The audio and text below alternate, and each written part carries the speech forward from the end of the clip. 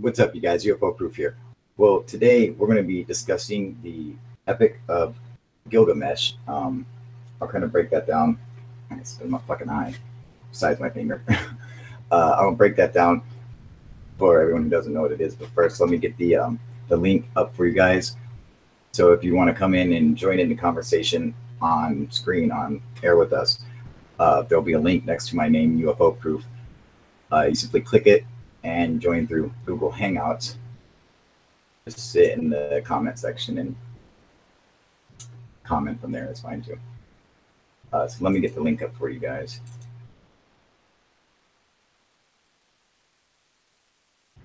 Yeah, this is a really cool story. I thought we should do a show about this a while ago, just because like we bring it up and there's a lot of stuff that I trash talk about Zachariah Stitchin. However, that doesn't mean to trash talk the Epic of Gilgamesh, because the two have nothing to do with each other. But a lot of people will, equate the two together because of Zachariah Stitchin and his 12 planets and the Earth Chronicles and stuff. Get over to YouTube real quick.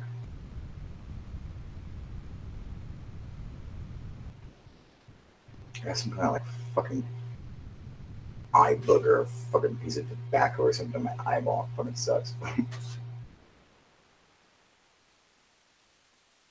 What up, Raphael? Paul, how you doing, buddy? Cons, doing good? OG in the house. Oh shit, let me pause this motherfucker. All right, and let me get you guys the link. Oh, that's not it. Actually, that looks like it might have been it. Hang on. Yeah, I guess that was it. All right, I just asked Qubit if he knows when you are going live next time. A few seconds later, I get the notification. Sweet, dude. All right, well, there you go. So we are live now. If you want to come and join in, the link is up next to my name, UFO Proof. Feel free to come and join in. Raphael, aren't you at fucking work, dude?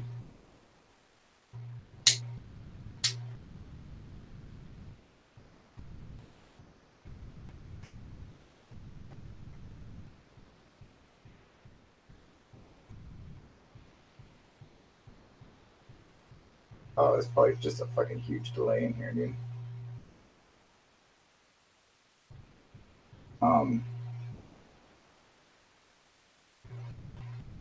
And I have off this week. That's coming from Raphael. Well, fucking get the fuck on here, dude. What about you, Cons? What are you doing? When'd you get your ass on here?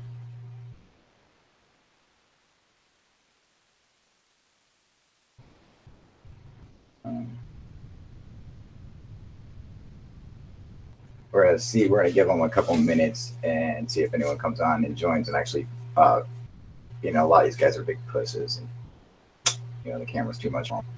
But not for me. So hang on, what's he saying? But the week after that, I have to work, and Saturday and Sunday 2 or 6 hours. So, oh well, good for you. Get on here, motherfucker. I don't know nothing about Zachariah or the ancient Gilgamesh. Okay, so he knows nothing about Gilgamesh, so I'll just break it down for you guys. Oh wait, where is it?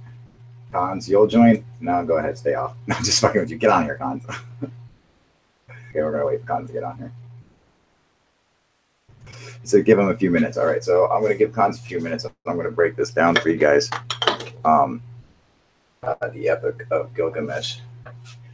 And so Gilgamesh is the first epic poem or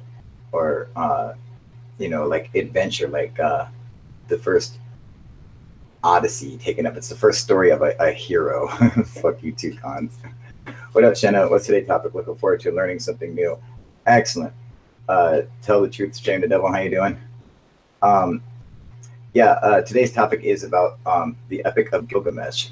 And like I was saying, it's the world's first epic poem or tale adventure.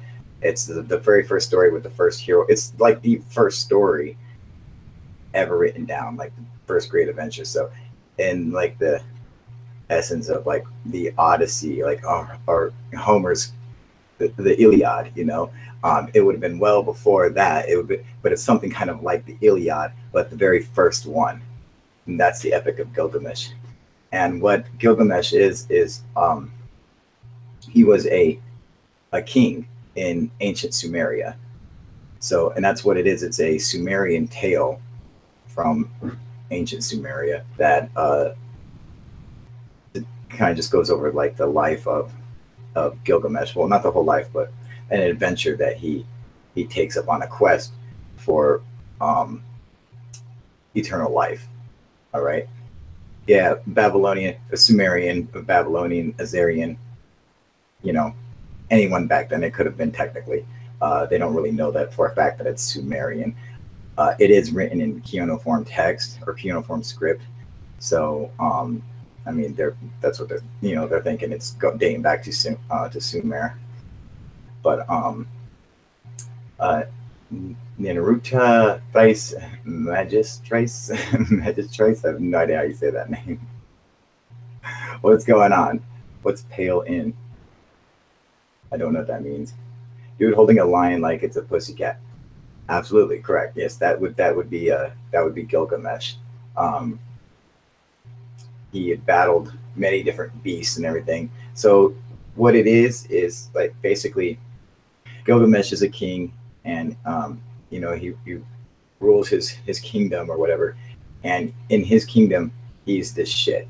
All right, he is just the baddest dude around, and he's kind of a prick. You know, he's such a badass that he kind of just punks everybody around. What up, Cons? How you doing, buddy? Do you hear me? Am I on? Am I live? Yep, you're live. That's but we great. Can't see it for shit, dude. Yeah, give me a second. There you go. How you doing, brother? Yeah, I'm doing fine, thanks. You're talking about long time no see, you're talking about Gilgamesh. Yeah, it's talking about Gilgamesh, man. Big fan of Gilgamesh? Of course, of course. Gotta get my hoodie on for that. Oh, what, Raphael just joined, dude. Raphael, get out of here. The Austrians are here. Austrians are here. So anyway,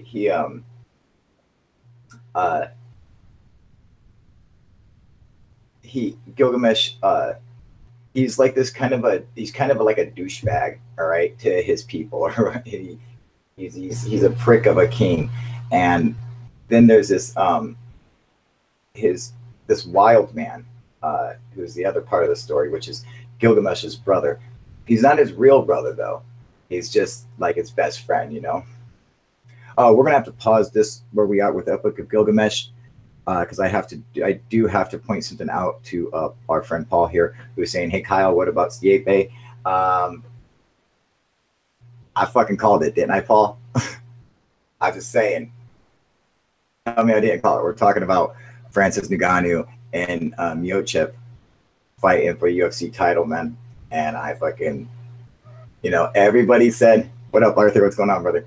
Everyone said Ngannou was going to knock Stipe out, man. And everyone said he was going to knock him out. In fact, when the betting in Vegas,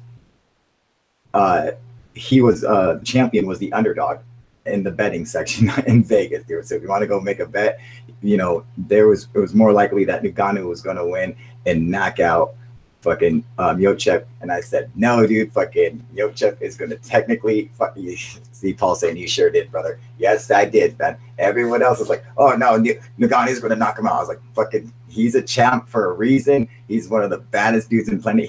Now he has a new record for fucking defending the heavyweight title 3 times in a row. I just want to say, I fucking called that shit. This is it's like Gilgamesh, or are we talking about UFC? No, this is a break because I have to fucking point something out to Paul. This is about fucking UFC for this 1 second where I fucking nailed that shit down, dude. You got that. You got that. Nailed that, dude. But we want to get back to fucking right? Because I totally fucking nailed that shit. But anyway, let's get back to Gilgamesh though. So Gilgamesh, he's kind of a prick, all right? And Arthur, yeah, I think I'm going to, man. How you doing, buddy? Long time no see, man. And what uh he meets his brother he and or how the fuck do you pronounce his name? I forget. Hang on. God. Anil or Anikiel, or I gotta figure out how to pronounce. All their names are fucked up back then, all right? But his brother is like this wild man. He's like this hairy, fucking like beast like kind of dude. Man, right? Is it? A wolfman. It's like really a werewolf. Yeah, he's like a. No, he's not. He's not like a werewolf. He's just like a big kind of like a beast man, like a like a wild man, and he lives out in the wild with the animals. And Enkidu, some Enkidu. That's it, Enkidu. Thank you, Shanna. Yes, correct. That's it. That's how you say it. So anyway, his brother is like he's like part of nature, and with the animals and everything like that, and he lives in harmony with them. Well, he's super strong, and he wants to go and fight Gilgamesh, and Gilgamesh, who's the baddest dude at the time, he fights Enkidu, and their power is the same. Like they both negate each other, stronger than the other, but they're both incredibly strong, and they've never felt strength like this from another person. So Gilgamesh became impressed with Enkidu, and he's like, dude, this dude is a badass, man. You're like me, And but Gilgamesh was like, no, I got one up on him. What we're going to do, I'm going to have one of our harlots go and have sex with him, and that's going to take the nature out of him and make him a man, and bring him down to Gilgamesh's, because Gilgamesh is a man god, whatever. And he's going to take him out of nature, which is what he did. And so all of a sudden, that actually happened first, and then the two fought. Then they end up becoming they fall in love with each other. They were like best friends, and they go on their adventure. And it's cool. Like what happens? They got to go and battle monsters, and then they're looking for, his brother dies, and he goes and looks for the elixir of life because he's scared to die. Like he's terrified of death, so he wants to find a root or some kind of a plant, some spiky plant that is in the bottom of the ocean, eternal life. Now, through the epic of Gilgamesh, there are some interesting things in it. Like one, they do mention the Anunnaki in the epic of Gilgamesh, which I thought was really cool. And a lot of people don't really know this, but it does. And when they talk about the Anunnaki in Gilgamesh, it's as if they are gods, but they are in fact real. Like they really have a place where they live, like, and that they live on, and that they have like a real effect on people's everyday life,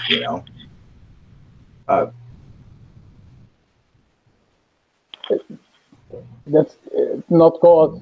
They were like real people, like real corporeal beings, Hang on a second.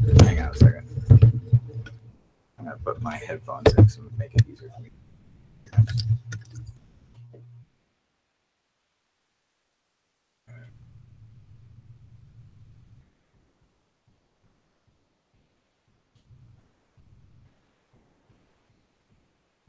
You there? Yep, hang on one second.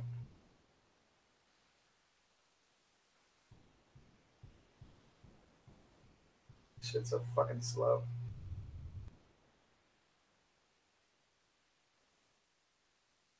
Things fucking frozen, you guys. Sorry.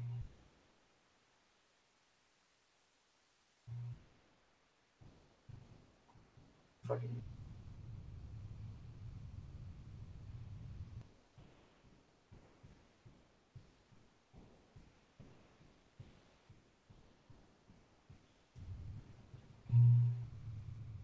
All right, say something. Hi there, Kyle. Yep, there we go. Okay, so now I Here got you are. the headphones. All right, so were you going to say something, Cons? Yeah, I just I said that that's not like we're not talking about the gods. We're talking about real corporeal beings, like people. I'm not hearing. That's the old ancient aliens narrative. I know, Yeah. but you know the gods regarding what the old people believed in. They were really there, and this is not some kind of a being up in the sky. They're like real people, and that's in the Gilgamesh epic. The gods were quite real. They were there, and they were interacting, and like real. Let's see.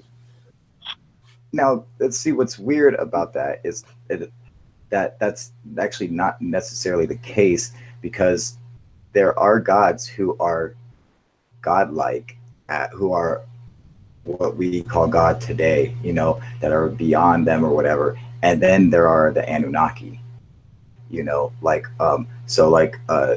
like Shamash and these gods, and Neil and stuff are gods of heaven and in the sky and stuff. Anunnaki like live on that mountain over there. It's weird like that. So they have like this separation, this class of gods. Now, I'm not sure how the way that Zechariah Stitchin brings up the Anunnaki is different from how the Epic of Gilgamesh brings them up. He doesn't like the Epic of Gilgamesh. It's more like they're not like these creator-esque gods or whatever. They're just like these gods who just live like on Earth, and they're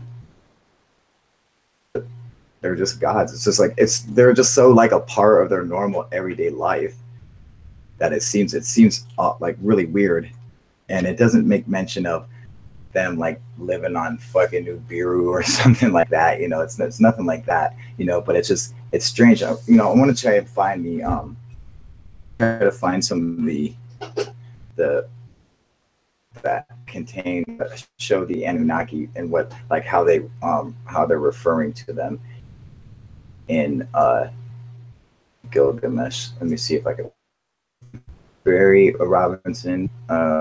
Sorry, Barry. I've just opened something else up real quick. Saying higher consciousness to everything. Thank you for that basically useless information, Barry, but that's fine.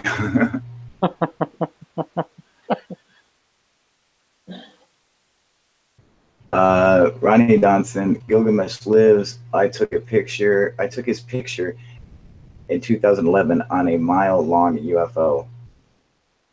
Yeah, cool. Wrong channel, buddy. Yeah, Kyle is awesome. Sorry about that, Ronnie. I don't know how you might hit the wrong button or something, but you came on the wrong channel, brother. You have to acknowledge that. If somebody I'm not sure what the fuck he's a mile-long UFO and there's Gilgamesh on it, it's gotta be great. Let me see here if I can find out where these pictures go. Last night, I'm just trying to find where I put them, but they, like of the text of what they're saying in Gilgamesh. Let's see here.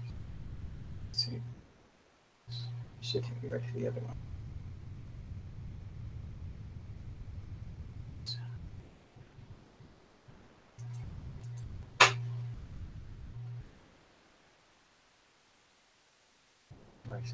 Yes, that is. Okay, so let's see. All right. Go on. Gilgamesh. All right, here we go. Let's see here. That was up.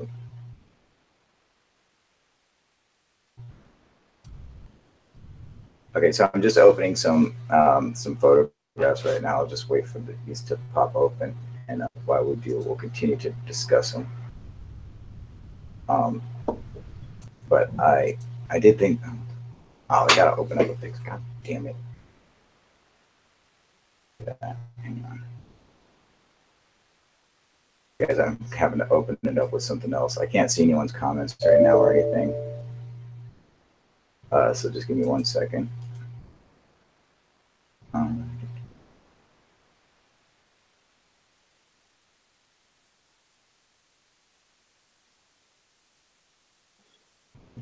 Okay, wait for this first one to pop up. There we go.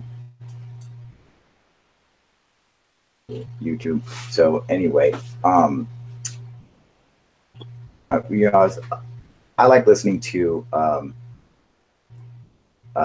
I think it's a really interesting story. What up, Stephen Parker? How you doing, buddy? This is saying, haha, no, it was really there. Was it a mile-long UFO with Gilgamesh on it that you took a picture of in 2011? It's not true. I'm just saying you're crazy. That's all. That can very well be true. Really insane.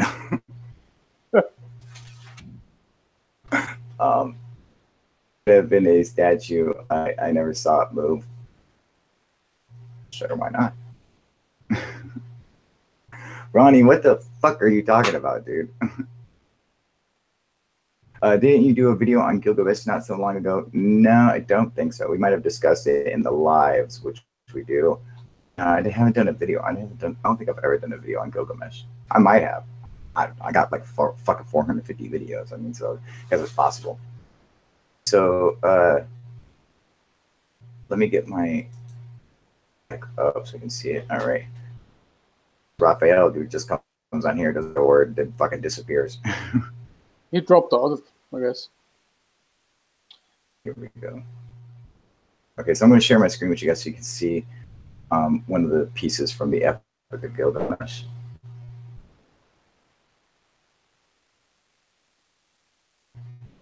God damn, this shit's so fucking slow, dude.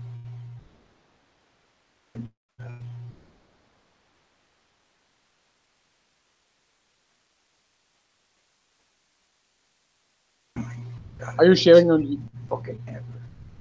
Ah, okay. Jesus Christ. Is this fucking sharing yet? That's really slow. Fucking finally, man. 26 years of understanding this shit. I have to disagree. You have to disagree on what? Baalbek. That's not how you spell Baalbek, Wade.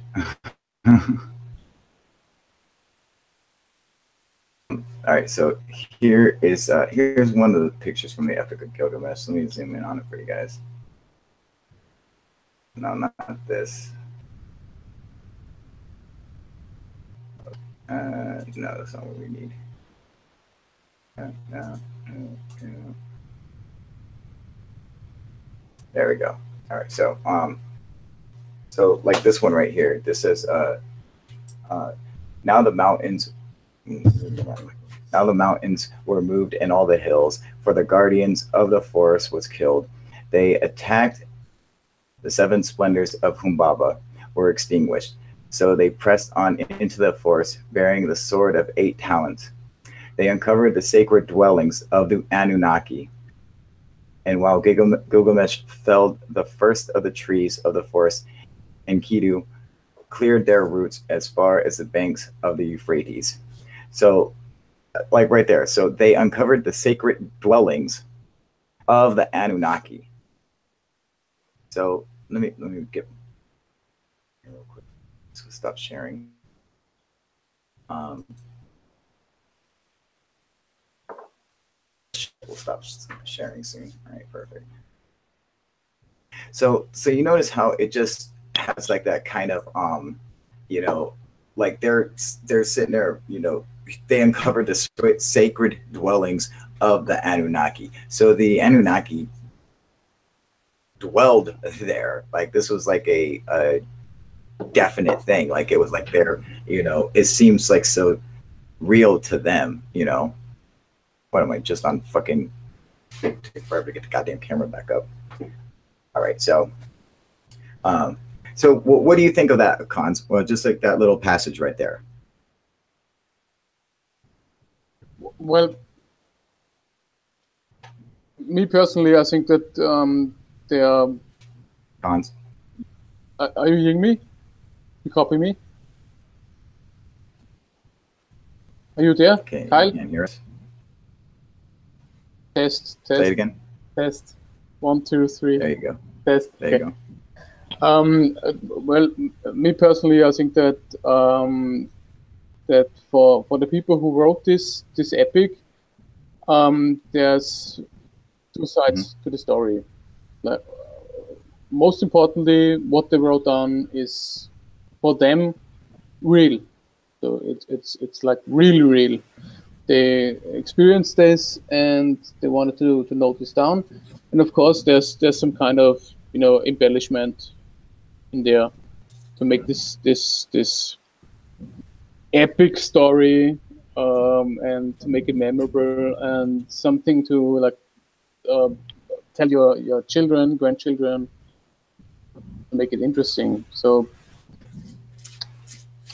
now, do you think it's weird because Gilgamesh was a real king in the Sumerian king lists?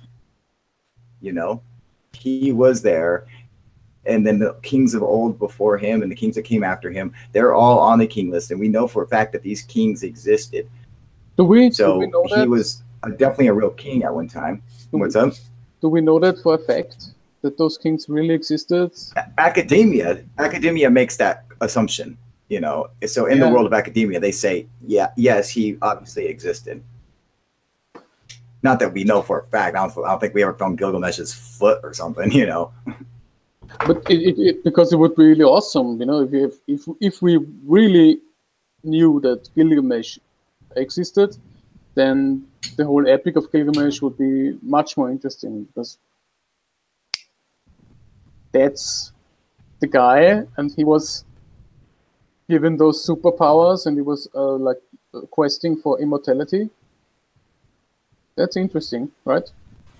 It's very interesting. I just wonder how I mean, like the scribes who wrote down the Epic of Gilgamesh, or whoever came up with the story of it, it has to be just made up by whoever wrote it, unless Gilgamesh wrote it himself, because that means he had to have somebody following him around, knowing all of this stuff.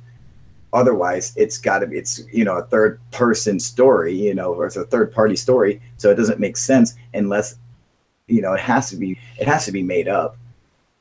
So what do you think? They took their king and decided to write an epic story about how great their king was and some kind of moral adventure that he went on, and, you know, in the end discovered, you know, that he came back after seeing his friend die, and it made him a better man or something. I mean, you know, the odds, of course, are that this is the case.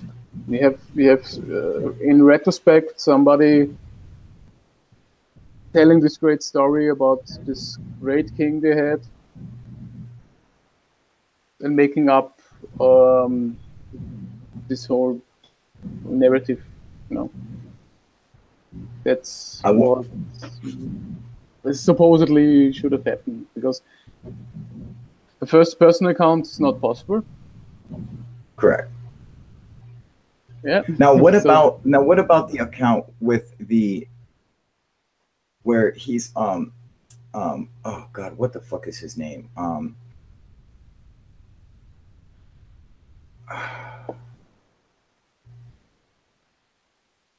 This is gonna drive me crazy.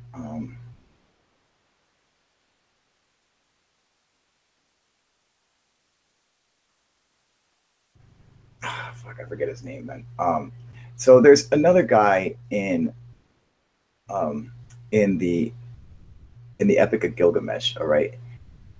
He goes to see like Bamba or some shit like that, dude. He goes to see him. His story is so incredibly, it's almost the exact same story as Noah's Ark. All right. I'm talking like if you were to like read this out, it would blow your mind how closely they resemble each other.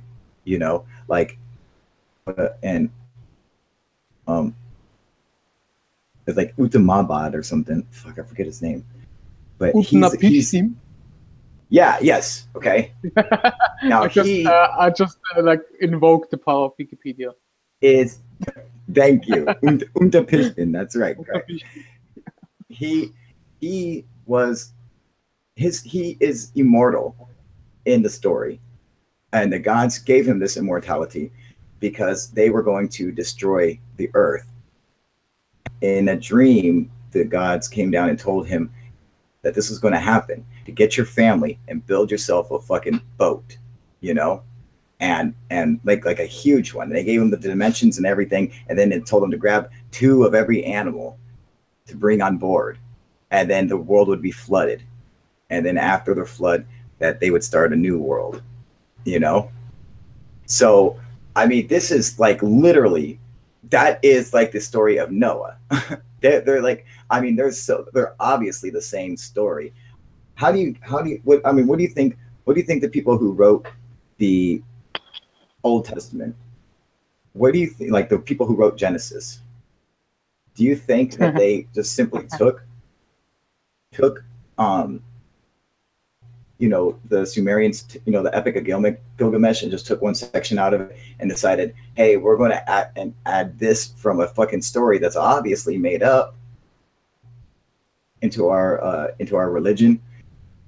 Even though, and what's interesting is that in the Epic of Gilgamesh, after everything happens and he goes back to his kingdom, they discuss how this is what happened on the days before the flood, you know, when giants ruled and stuff like that. So they're saying in the epic that this was a history of them, that there was a history before that, the flood was real, and there was a time before the flood, and that these people, this is what happened back then, you know. And so, you know, in the time before the flood, the Anunnaki existed on the planet and stuff like that, you know. And that's, they make it a clear point to say that in the epic, you know. So I mean, like, it seems like it mixes at least some part of actual history, you know, with Gilgamesh and possibly the flood, and then embellishes a lot, like with this whole, you know, Noah surviving the flood and bringing 2 of every animal, building an ark and stuff like that. I mean, is that, you know, what are we supposed to take away from that? If, you know, if you're a religious person, does that now make the Old Testament made up? You know, if you're a religious person, then you have another problem, because to be fair, it's like 2 sides to the story. We have to like agree on. On one hand, religion is made up, and I hope we can all agree on this. We can all agree on that. Religion is like made up. We have this religion, God in the sky stuff, you know, whatever. Yeah. And on the other hand, we have these ancient traditions and stories and like people were telling their sons, and the sons were telling their sons, and so on. And we have this hereditary tradition of stories handed down. And regarding the Old Testament, I think this is some kind of where this intertwines. You know, you have this, on the one hand, stories handed down, on the other hand, you have religion. Yeah, so there's made up stuff we can agree on, and there's some stories told by the elders, you know. Yeah, some historical references at the Yeah, very when least. it depends. It's like my dad told me that my grandfather said that his grandfather said something, you know, and it's like really washed down and murky. Yeah, but it's like real memories. But who knows? Yeah, it's like murky Yeah. waters. On the other hand, it's like religion. This happened because I know that because my prophet told me that. Yeah, you know. Whatever. Yeah. Yeah, no, I And totally understand. Yeah, and somewhere in the middle we have the interesting part where we can talk about, you know, like what's Yeah. true, yeah, what really happened.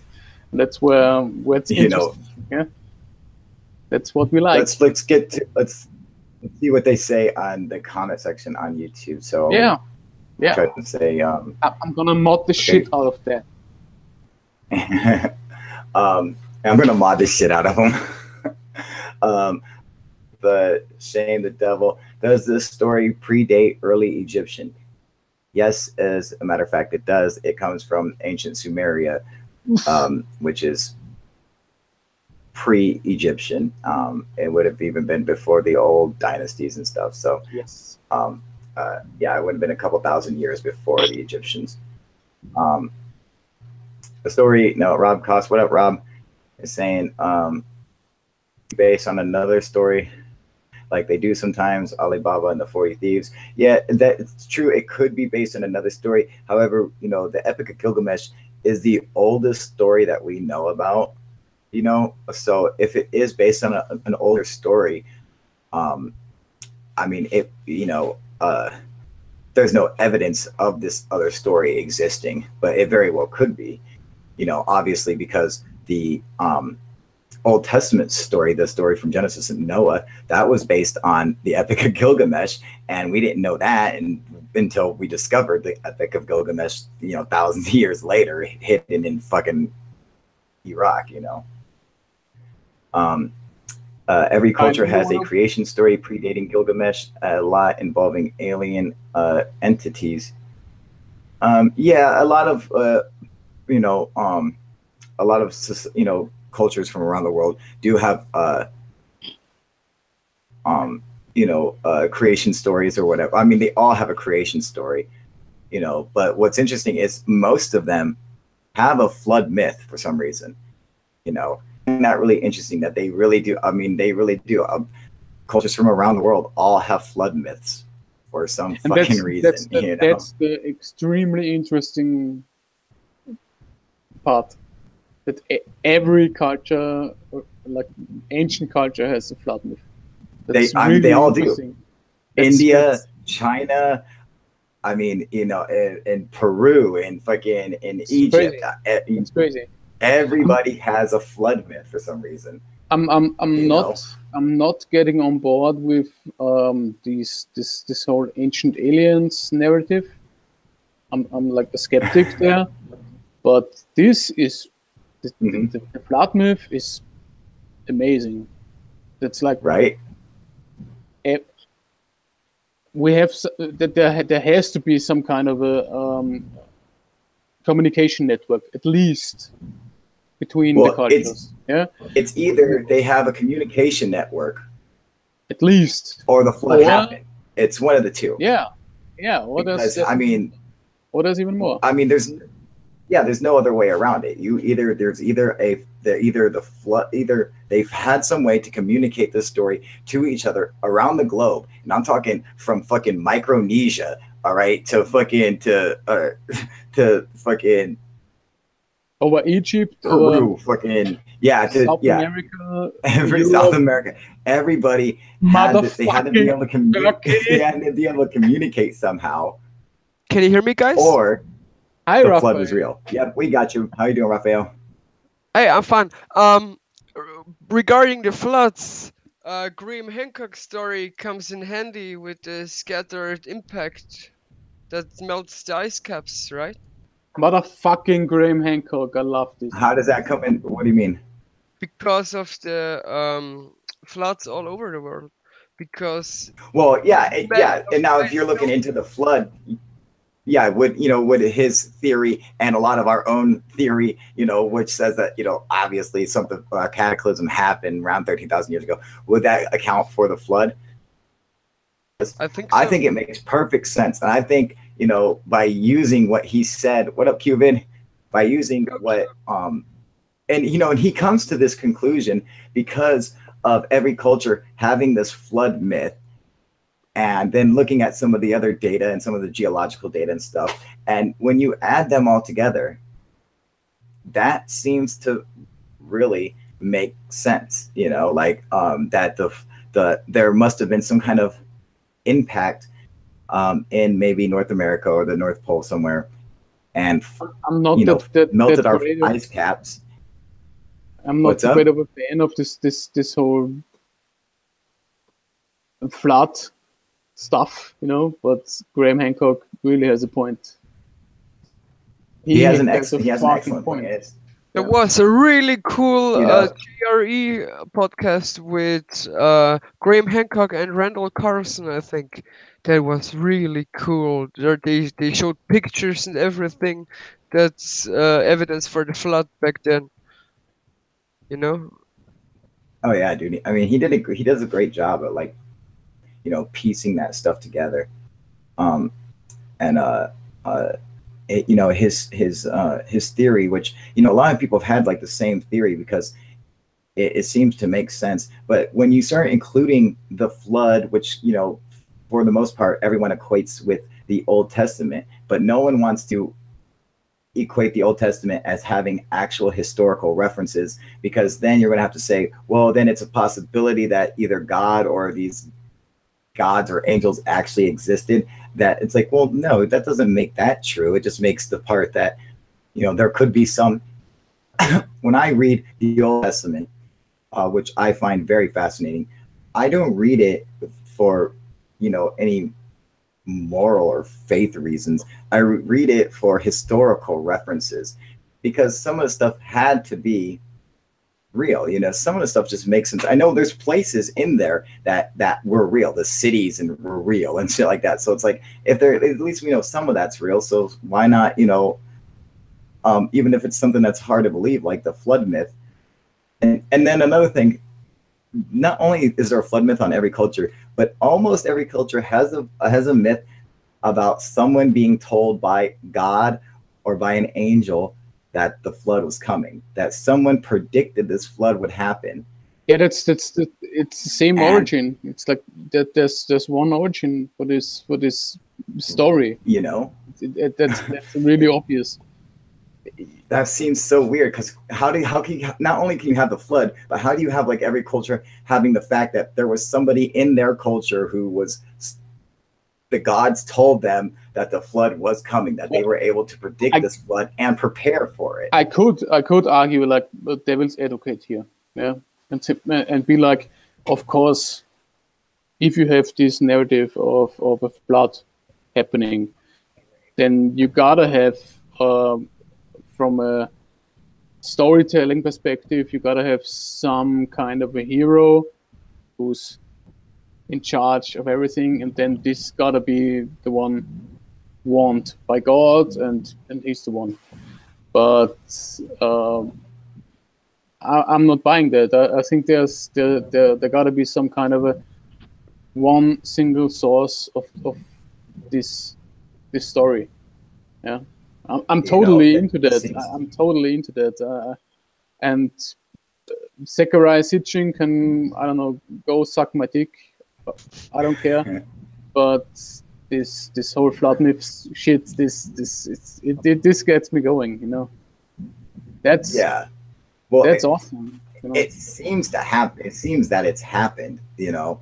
Evidence suggests that it happens, but then it seems weird when you start getting to the whole, well, someone was told by God, by angels, by aliens, by somebody, that the flood was coming and that they need to prepare for it and build an ark and load animals and people on there and wait it out. And this happened in every fucking major culture around the world had the same fucking story.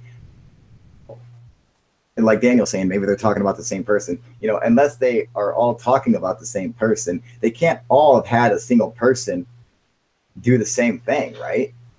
You know? I love it. I so love it. I love it so much. I love it to bits. It's so crazy. It is interesting. Yeah, I'm like all excited about this because this is like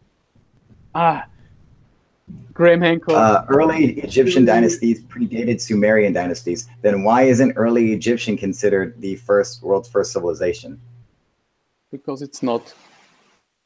Yeah, exactly. I'm sorry to tell the truth. That's not correct. There's a reason why academia considers Sumeria the first civilization and not ancient Egyptian. All right, so it doesn't predate it. Sumerian predates ancient Egyptian. That's what academia claims. Okay, that's what you're going to find if you go to university and study that. That's what they're going to tell you. Correct. All right, because I think came from motherfucking Turkey. All right, that's what I think. All right. Turkey. Motherfucking Turkey, dude. Buruk. Now, you know, Nick's got a good point. He's saying maybe people had a sixth sense and could only explain by using gods. You know, maybe people did have a sixth sense and were able to, you know, like, you know, now I was watching this video not too long ago, you know, like a week ago, how these octopus could predict earthquakes and volcanic eruptions. And where they were, like where they feed and live and everything, they have to be able to do this in order to leave. And they would leave every time right before an explosion would happen, and giant rocks would come raining down in the ocean, just crushing crabs and everything else. And then they'd climb back up to the side of this fucking volcano or whatever that's underwater, and then go and feast on all these dead crabs and all this shit. But they are able to fucking predict it by being able to pick up on these like low earth vibrations or low frequencies or some shit like that, dude. But they were able to fucking to predict it, you know. Jason is like, he's onto something. Like maybe they heard the story. Maybe they heard the story from thousands of years before the story and added someone from their own culture to give it significance. That's of course the whole point, you know, is that's exactly what they had to have done that. You know, the interesting part is like not we all agree on that, yeah, that every culture has these stories and they add something. The interesting part is where does this come from? Where's the source? How did they get that? Yeah, like the kernel of truth there. That's the interesting. What do you think, Cupid? I've got no idea what you fucking guys are going on about. Brexit. We're talking about Brexit. the epic of Gilgamesh. We're talking about Brexit. Talking about Brexit, yeah.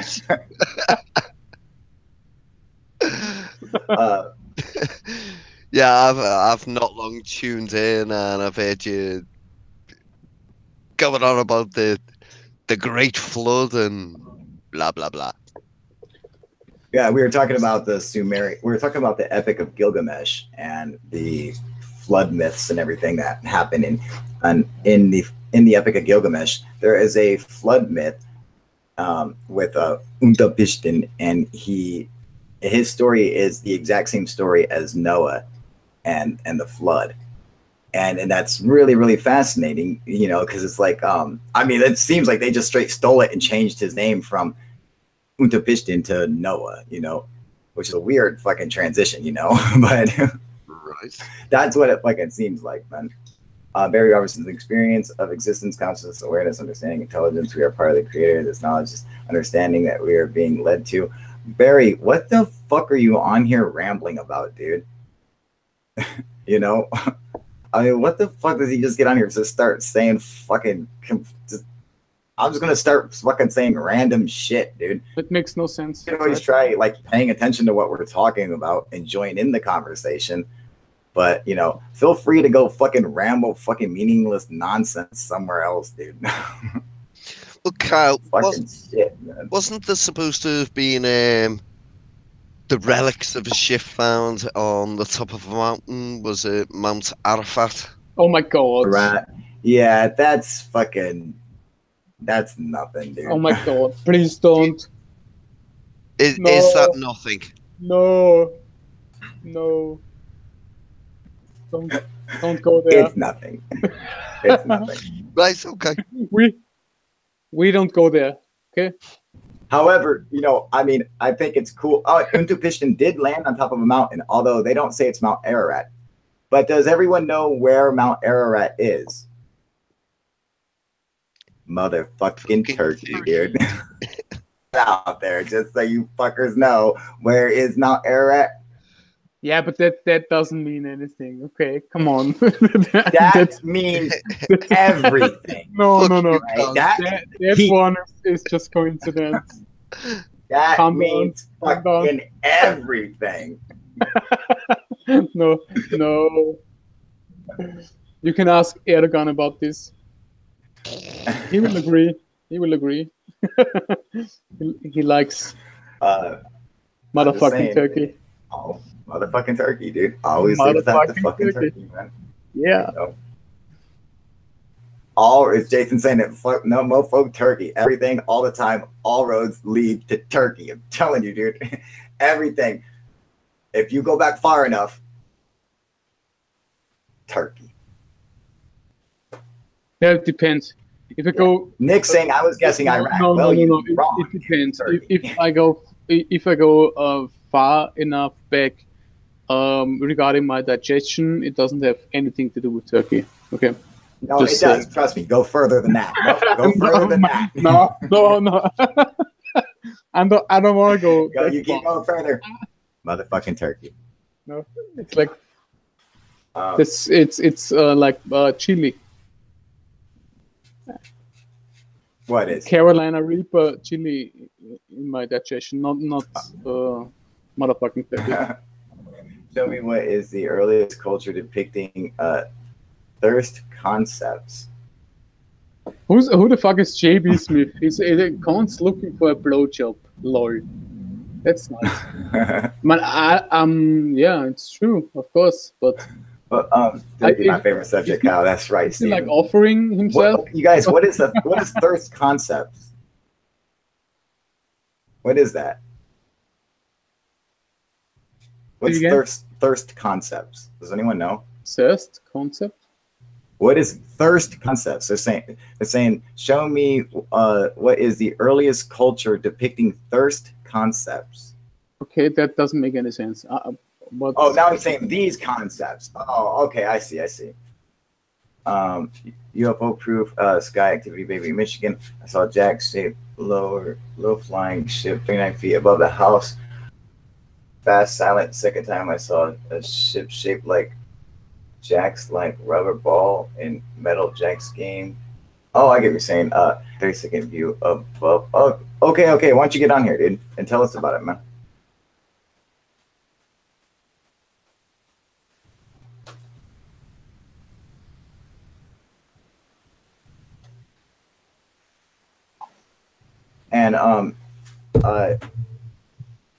And that's what we're. And by the way, to tell it or tell the truth, shame the devil. That's what we're talking about. What we're, you're saying. Show me a culture has the earliest depiction of these concepts. That is ancient Sumerian. That's what we're talking about with the Epic of Gilgamesh. Okay, or Michael, just get on here, man. There's a link right there for you, man.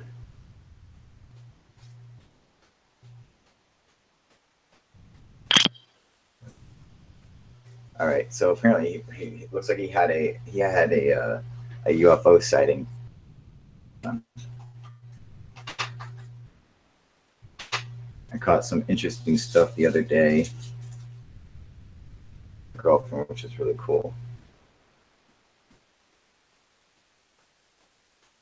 Well, where do you stand on all of this, Carl? Do you believe that a flood actually happened? That it's maybe being told in different ways in different cultures? Yep. I definitely believe a flood happened. I mean, there's no doubt in my mind. There's too many fucking. Every culture has a fucking flood story. Floods exist, and they absolutely do happen. And to think that the floods, like, what did we just now start getting floods in modern times? Fuck no, dude. Floods fucking happened for a long time. Could have been a worldwide flood? Absolutely. I mean, there could still be another worldwide flood. Another one could happen. So I absolutely believe in that. What up, Michael? How you doing, buddy? What's up, brother? So what's going on now? Tell me what you saw. Okay, this was about 4:30 in the morning. Big screen here. Hang on. Let me get you on the big screen. All right. There you go. Go ahead. Yeah. Okay, no lie. About 4:30 in the morning, and you can look up Forres Avenue, Forres Ave. It's just Forres Avenue over in St. Joe, and just above the houses, I saw a low flying object, and I could only describe it as one of those shaped like a jacks, you know, with a jagged odd top, like the ball and jacks game. And this thing was fast. Yeah, I know what you're talking about. Flying, made fucking no noise. You know, it might have even been red, but I have seen these jacks shaped ships that fly over South St. Joe, like South State, and then they go flying over the lake. And this is 4:30, 5:30 fucking a.m. I see them in the summertime, and this is the second time I've seen that same craft. This thing blows my mind, like, because I feel like I'm not even seeing it. I gotta like blink twice. I'm totally sober, and it's just the size of it is what blows my mind. It's small, it's silent, it's fast, it's low fucking flying, and it's shaped like, it reminds me of that fucking, you know, the Jacks game. And fucking, I would just love to have this thing land in the wooded area, or just pause it for 2 seconds. I try to get my camera, but they're so fast.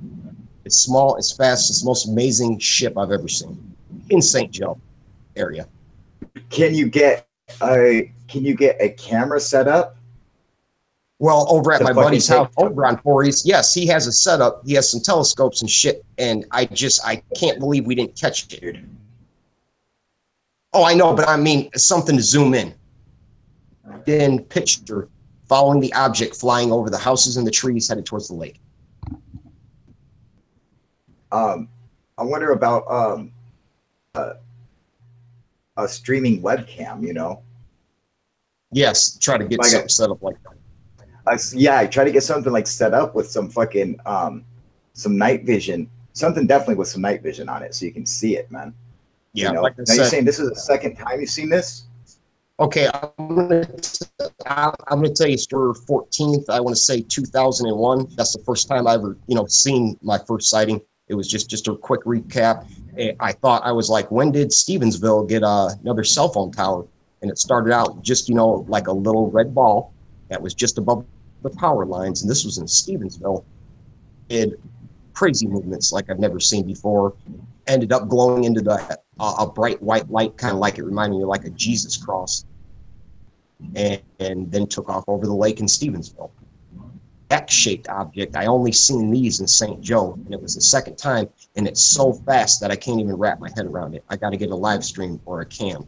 Like my first sighting ever, October 14th, 2001. Wow. That was an actual, like an orb going to a ship, but this was like something small and fast, and maybe like a government, like something so wild and sci-fi that I've never seen anything that small. It's got to be small. Like it had like it have a little dude in it, and he's flying his little jacks shaped type ship, like something out of like that Willy Wonka gobstopper crazy looking thing. And it's just amazing. How big do you think this ship is? Because I want to say, yeah, I would say 30 some feet above the houses, but as far as footage, it's so hard to judge because, you know, just something like I said, like take a gobstopper and a couple of swimming pools, maybe a couple swimming pools put side by side. It's like I can't get the big, small. I can't wrap my head around. It hasn't stopped long enough for me to judge the size. But I'd say about a swimming pool, like 2 swimming pools. Like now, how did you see this thing? Were you out UFO hunting? Were you out just smoking a cigarette? What were you doing? Okay, I'm gonna tell you straight up. There's a bar just down the road called Mickey's from Forres Avenue. And yeah, I was fucking I wouldn't So you're drink at the that night, bar. though, but I walked back in the bar. Okay, so you're at the and, bar. You yeah. leave the bar. The bar closes what, 2 o'clock? Yeah, they'd already been gone at 2 a.m. So by the time I got to Voorhees Avenue, it'd probably been 3:30. Already been inside, but I came back out around 4:30, 5 o'clock in the morning. You come outside to do? Smoke a cigarette, leave? What? Yeah, just chilling, just came out back. I'm just saying. I was fixing. We have, you know how we still got the old roads. They're not paved. They're like the old cobblestone roads, and I have a little like a walkway that's made out of the bricks that the road's actually made out of, and I was fixing that. And then I decided to start staring at the sky, and there goes off in the distance, just above the tree line, above the neighbors' houses, that fast-moving, low-flying Jax-shaped object. I mean, a picture. I wish I could like upload my brain or my consciousness and let people, you know, just see what I saw for a minute. Like I said, it's about the second time I've seen it. And this one, I only see it between the hours of 4:30 a.m. and 5:30 a.m. And this thing always seems to be, you know, I need to get my coordinates down right, but I could like make a map. It's nothing like the orbs and the UFOs I've seen before. This thing is cool, man. This thing seems like it would, not like a drone, but this thing seems like it's being controlled. It's like some artificial intelligence controlling this little fucking droid mobile. And it just, every time I think about it, I think of that fucking crazy colored Willy Wonka, you know, like the gobstopper. Yeah. Like the candy, man, like that's a flying interesting, dude. Candy ship. And yes, no, that's the God's honest truth. I can't. Dude, I want to see. I want to see you set up a camera and get a fucking picture of this, dude. You know. I would love it. I swear to God, it was the money shot. If I could have got a clear view, if I could have had one picture of this thing, it would have been amazing. Oh man, that is so fucking cool, dude. Wow, that. Oh, good, No, dude. Hopefully you can. It's not like aliens came out the fucking sky. It's not like I had a close encounter, but it being the second time, it proved that I'm not seeing anything. Yeah. And it just being that witching late. I'm telling you, man, get yourself some fucking, go on the UFO Proof warehouse on Amazon.com and get yourself some fucking equipment, dude. Everything you need is there, man. Get yourself a camera, get a fucking, you got to get something, dude. Hey, I'm gonna promise you, I'm gonna catch this thing. Fucking, I don't like to be mocked or fucking laughed at. I'm gonna get this fucking money shot on this one. You know, pardon my language, but man. I had to see it for a second time to know it's there. They're flying these things in Michigan. These things are like exclusive to the lake, and I don't know where the fuck they're coming from. I've lived in Michigan all my fucking life, and I don't care what anybody says. And fucking, other than the orbs, this thing is unique. I've never seen this in Florida. I've never seen this in Idaho. I've never seen this in Covina, California. This is in Michigan only. Shaped little motherfucking flying ships. And I know there's other people who have seen them. And, you know, it's just bottom line. I'm going to get this on tape. I got to get one. I got to catch it. Get it on tape, man. Oh, God, I'm glad. Thanks for coming and sharing your story with us, man. Because I love always hearing people's sightings, man. That's super fucking cool. I'm actually gonna get off here because I got work I gotta do. But cool. I will be back on tonight. So you know, you guys come and join us tonight. I will be doing this. I'll be broadcasting around 7 o'clock. So if you guys are up or out doing whatever, come check it out. Don't forget, you can pick up any UFO hunting equipment you need at Amazon/shop/UFO Proof and Teespring. I just designed a new hoodie, which is up on Teespring, so go and check that out. And coming out soon, I'm gonna just let you guys know now. It's gonna be fucking cool. But there will be a UFO Proof out, dude. That's gonna fucking rock, man. So fucking hopefully I'm gonna have that up soon, and I will see you guys tonight. Any guys you want to do? I'm sure Q-Vid's on here. He hasn't said shit, but I'm sure he's gonna do an after show. So if you guys want to stay and hang out, fucking come on and rock out with him. But I'm going to stay for Q-Vid. Just hey, Kyle, thank you for giving me my 5 minutes, man. Thank you guys for giving me the no problem, man. All right, you guys. I'm out of here, and I will see you guys next time. Don't forget, you guys can go join Cubit for our after show. I know he likes to do that shit, man. I will see you guys next time. All right. UFO Proof out. Bye, Kyle. Bye. Latest. Peace out.